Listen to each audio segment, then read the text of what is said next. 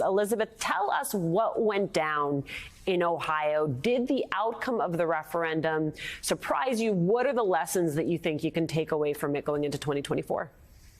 Alicia, thanks so much for having me and for covering Ohio. We were excited about the outcome on Tuesday night. And to put it simply, what it showed us is that Ohioans care about their democracy.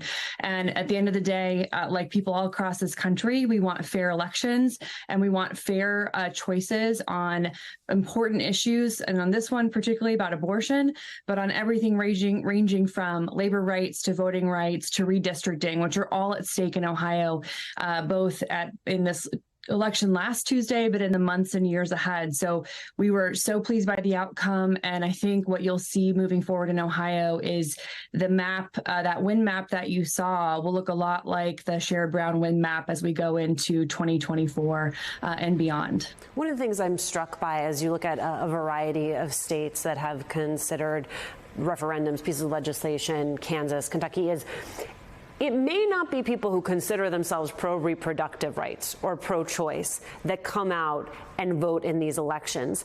It's a lot of people who say, wow, the government is really overreaching on this one. And this is a type of extremism that I cannot support and I cannot validate. And I wonder, as someone who I am certain, as much as you were in charge of the Grand Plan, did your fair share of door-to-door and calls with voters, the sense you got of what was most resonant with a voter who you needed to persuade to come out and vote with you?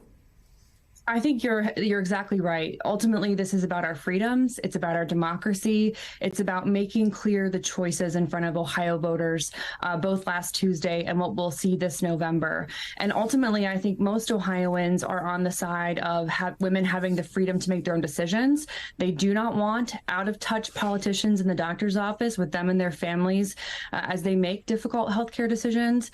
And I think what you're seeing in Ohio, too, is just an electorate that is remarkably sick of the out-of-touch extreme positions coming out of our state legislature, which, if you'll recall, last year was gerrymandered quite profoundly. Our maps were declared unconstitutional 7 times by our state court. So we will go back to the drawing board this fall on redistricting in Ohio. So for folks who want to join us in the redistricting fight, in the abortion fight, in the fights to come, they can go to ohiodems.org to learn more about all these important things happening in the Buckeye State.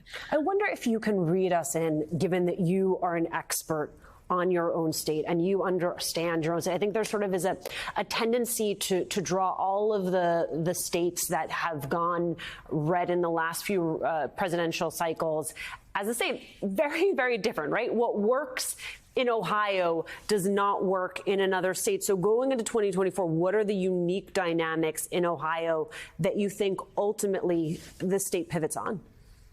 Well, I remember, ask folks to remember, too, that Barack Obama won Ohio 2 times as well. So ultimate swing state status to kind of go back and forth. But one things Ohioans have always been for are for elected officials who support them, their families, their job, their wages. And there's no better fighter for Ohioans. There's no better fighter for Ohioans' freedoms and their wages than Sherrod Brown.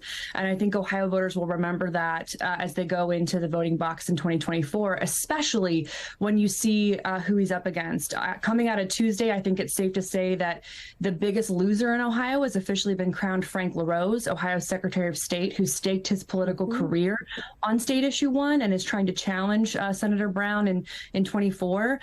He shows himself to be out of touch with most Ohioans on the issue of abortion, but also has shown himself to be a pretty bad elected official and pretty poor steward of Ohioans' trust, costing us $20 million in a special election that turns out most people didn't support and didn't want. But